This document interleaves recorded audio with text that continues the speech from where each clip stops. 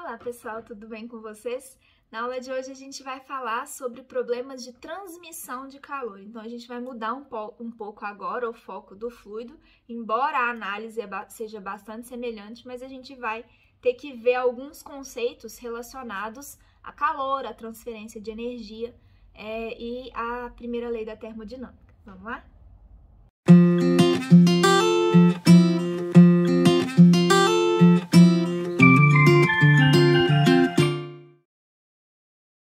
Bom, nessa aula a gente vai entrar no nosso segundo momento de fenômeno de transporte, que a gente vai ver sobre a transmissão de calor ou transferência de calor.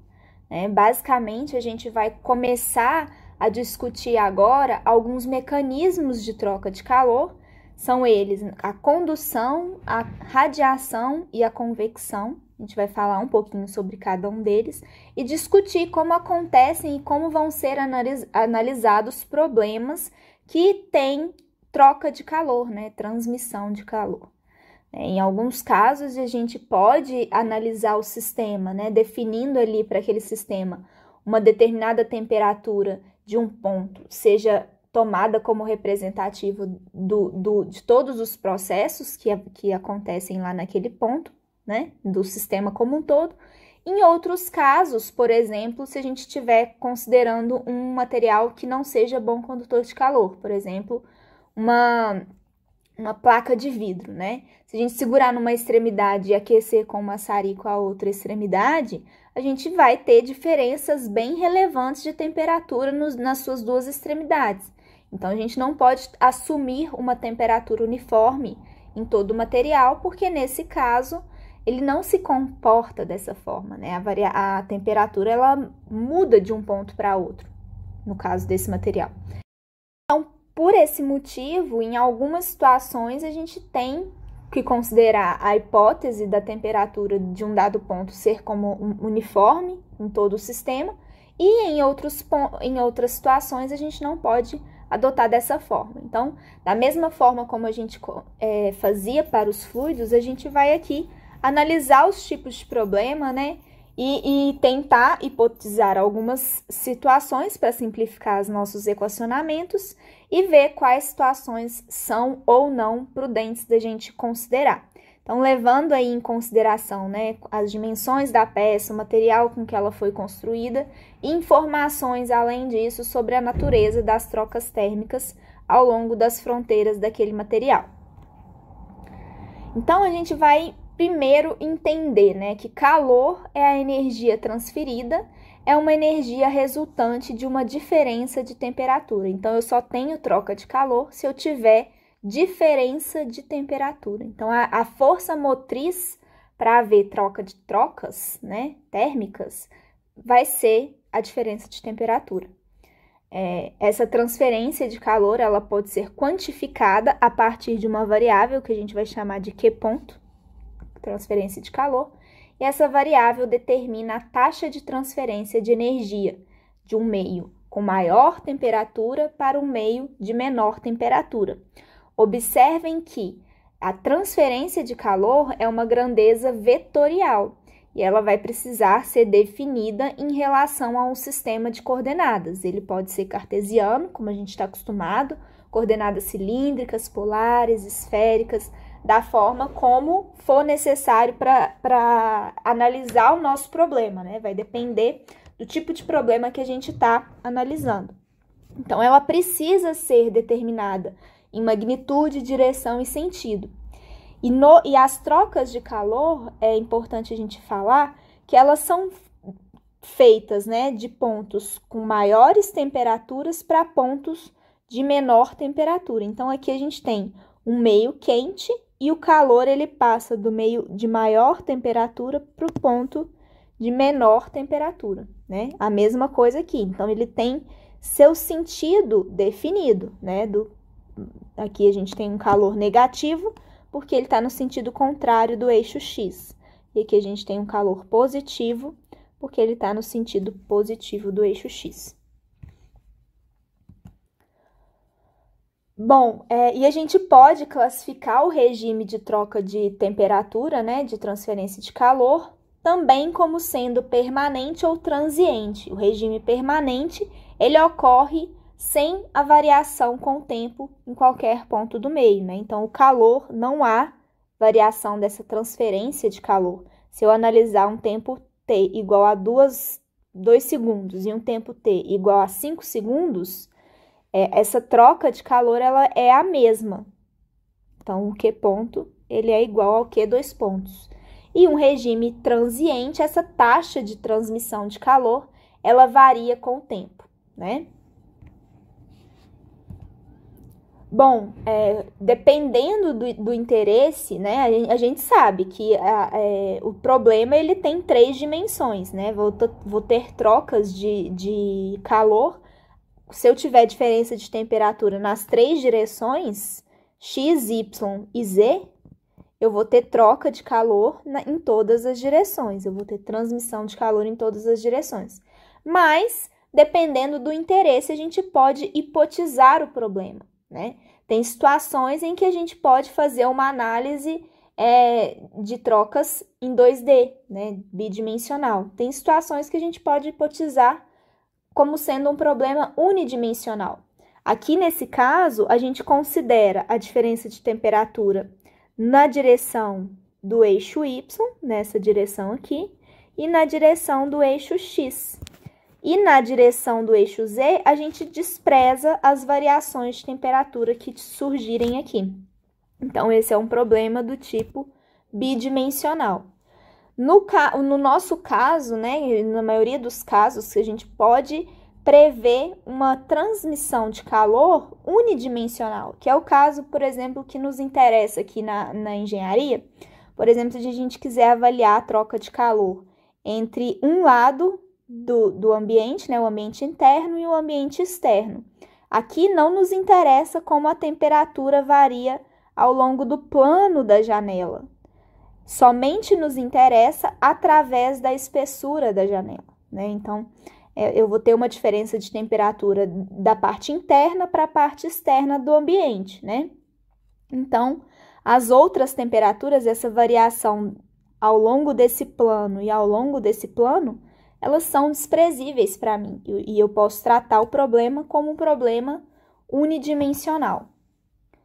E aí, a gente vai falar agora dos mecanismos de transferência de calor, né? A gente tem 3 principais mecanismos. O mecanismo de condução, que envolve a transferência de calor a partir da interação entre as partículas adjacentes, né? Uma vibração térmica entre as partículas. A gente tem transferência de calor por convecção, que envolve o movimento do fluido, né? Então, há uma combinação entre a condução e o movimento do fluido que vai fazer com que o calor seja transferido de um ponto para o outro, né? Então, a convecção, lembrando sempre, tem que ter um fluido em movimento para fazer essa troca. E a gente pode ter trocas de calor por radiação, né? Emissão e absorção de ondas eletromagnéticas. Não requer um meio para, como a gente está falando de ondas eletromagnéticas, não precisa de um meio para fazer essa troca, né? Bom, a gente vai falar na aula de hoje sobre a condução. A gente pode definir que a taxa de condução de calor numa superfície, ela é diretamente proporcional à área de transferência dessa temperatura, desse calor, multiplicado pela diferença de temperatura entre essas duas áreas, dividido pela espessura, né? E aí, a gente colocando isso, né, expressando essa proporcionalidade através de um coeficiente de condutividade térmica, que a gente vai chamar de K, a gente tem uma expressão desse tipo, que a taxa de condução de calor é dado pelo coeficiente de condutividade térmica, multiplicado pela área de transferência, diferença de temperatura dividido pela espessura.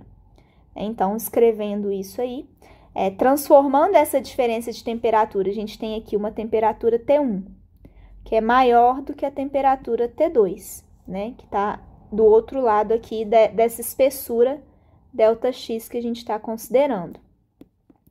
Nesse caso, o nosso ΔT vai ser T2 menos T1. mas a temperatura 2 é menor do que T1, né? Então, observem que aqui, para a gente colocar o ΔT, né, em termos de diferencial de temperatura, fica um sinal negativo aqui. Então, essa equação aqui é a equação que nos fornece a taxa de condução de calor, né, que vai ser dada aí se a gente tomar um elemento infinitesimal, né, um ΔX tendendo para um dx, né, um elemento infinitesimal dessa placa que a gente está considerando, de espessura, né, eu vou ter um fluxo de calor na direção aqui de T1 para T2, né, e esse fluxo vai ser dado por essa expressão aqui. Essa igualdade é conhecida como a lei de Fourier de condução de calor, né, para um problema unidimensional. E aí, né, a gente pode avaliar a interferência do coeficiente de condutividade.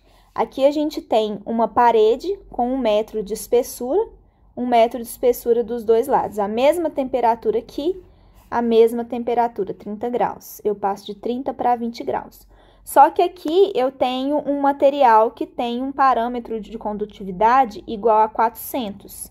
E aqui eu tenho um material que tem um parâmetro de condutividade bem menor, 148.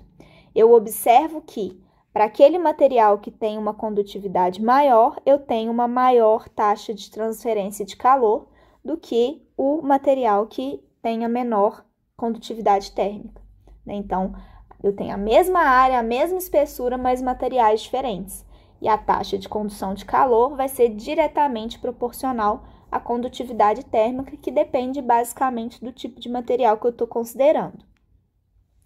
Para um sólido qualquer, agora pensando, né, em termos de 3 direções, e a gente vai definir uma direção N, a mesma lá que a gente definiu para os fluidos, que é como sendo uma direção normal à superfície que a gente está analisando, né, e essa superfície nossa vai ser uma superfície tomada como sendo isotérmica, né, que a temperatura não varia ao longo dessa superfície, a gente tem um vetorzinho N, que é normal à superfície que a gente está considerando. Vamos pegar um ponto P, né? E nesse ponto vai haver fluxo de calor, né? Esse fluxo de calor, ele pode ser contabilizado como sendo menos o fator de condutividade térmica, vezes a área, vezes a variação da temperatura na direção do fluxo, né? E aí a gente pode escrever esse fluxo para todas as direções, para x, para y e para z. Então, na forma vetorial, a gente tem uma expressão desse tipo.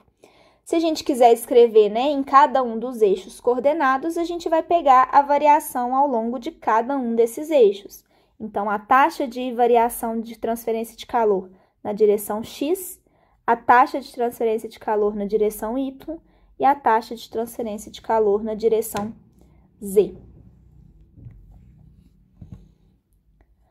E aí, essa condutividade térmica, né, esse coeficiente K, vai ser a taxa de transferência de calor através de uma unidade de espessura do material por unidade de área por unidade de diferença de temperatura. Observem que os gases, eles têm as partículas, as moléculas mais difusas. Então, para eles, né, essa transmissão de calor por meio de condução, ela é menor do que um sólido, que tem as partículas mais organizadas, né? E aí a condutividade térmica, ela é maior. Então, os gases, eles têm pequenos valores de condutividade térmica, enquanto que os metais, né, que são elementos sólidos, devido à vibração latente dos elementos, né, das moléculas, eles têm maiores valores de condutividade térmica, o que os tornam melhores condutores do que os gases e do que os líquidos, né? Mas calcular o fluxo de calor não é resolver o problema de condução, né? O calcular a taxa de condução de calor não é o que a gente quer. O problema de condução, ele vai ser resolvido quando eu encontrar qual é a distribuição de temperatura dentro daquele meu sólido. E aí, para isso, eu vou precisar das equações diferenciais, que vão ter como resposta a distribuição de temperatura ao longo de um espaço. E aí a gente tem alguns conceitos que a gente tem que entender. O primeiro conceito é o conceito de difusividade térmica, né? Que é o quão rápido o calor difunde através do material. Essa difusividade térmica é a razão entre a condução e o armazenamento de calor. Observem que se eu tiver uma alta difusividade térmica, significa que o calor se propaga rapidamente ao longo do meu material. Se eu tenho uma baixa difusividade térmica, significa que eu tenho pouco calor propagado. E a maior parte desse calor é absorvida pelo material. Então, tem que tomar cuidado aí, porque a difusividade térmica ela é inversamente proporcional à capacidade de armazenamento de calor.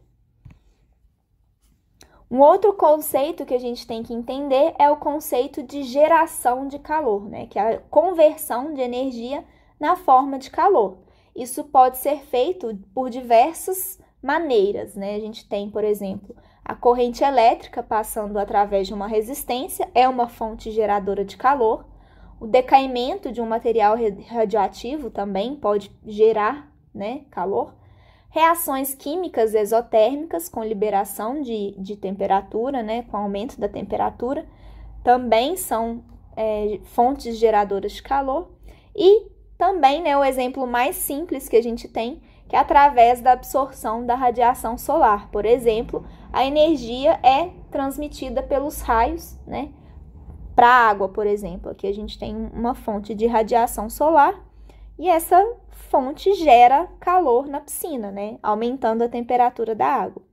E aí, essa geração de calor, ela vai ser contabilizada nas nossas equações como sendo a integral de uma taxa de geração de calor, né, integrada ao longo do volume que eu estou considerando.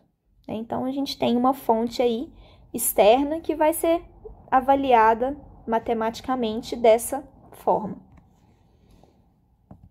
E aí, a gente vai equacionar o nosso problema baseando na primeira lei da termodinâmica. Então, a gente tem que a energia total na entrada do sistema menos a energia total na saída do sistema é igual à mudança de energia total internamente dentro do sistema. Então, energia na entrada, né?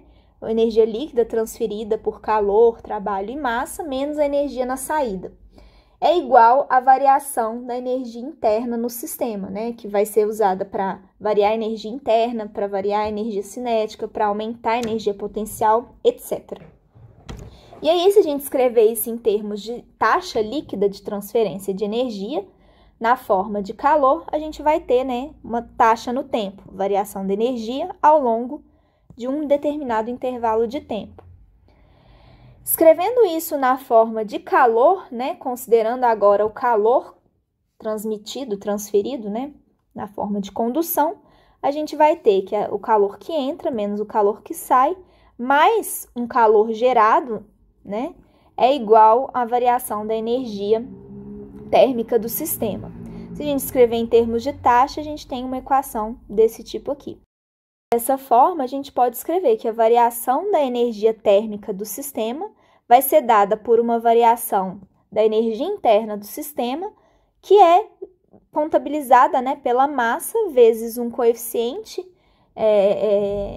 de condutividade vezes a variação da temperatura desses elementos. E aí, né, basicamente, pensando agora num volume infinitesimal linear, né, então vamos pensar numa parede plana. A gente tem uma troca de calor aí devido à diferença de temperatura, né? Eu vou ter uma taxa de condução de calor aqui no meu X, quando eu passo, que é dada por QX ponto. Quando eu passo para um dx, eu vou ter a taxa de condução de calor em X mais ΔX, que vai ser esse Q ponto X mais ΔX. Mais fontes geradoras de calor que eu tiver, eventualmente, é igual à variação da energia interna dentro desse elemento aqui. certo? E aí, equacionando isso daí, né, a fonte de geração de energia interna é dada por essa expressão, né, que é a taxa de geração vezes o volume. Aqui a gente tem a variação da energia interna do sistema e aqui a diferença entre a condução de calor na entrada e na saída. Se a gente escrever, né, essa equação e considerar que a taxa de condução de calor é igual a menos K A vezes a variação da temperatura no ΔX, a gente chega numa expressão desse tipo aqui como sendo a nossa equação diferencial da condução de calor através de uma parede plana, né? Melhorando aí essa escrita, a gente chega numa expressão desse tipo, em que a derivada segunda da temperatura em relação a x, mais essa energia gerada, é igual a 1 sobre a difusividade térmica vezes a derivada da temperatura no tempo. Se eu tiver um regime permanente, essa derivada da temperatura no tempo ela é nula. E a gente pode simplificar a nossa equação a uma equação desse tipo aqui. E aí, a gente tem a equação diferencial do nosso problema, né? Que pode ser essa, para caso completo, ou regime permanente, esse caso aqui. E a gente vai analisar problema a problema, né? De modo a simplificar e a resolver essa equação diferencial.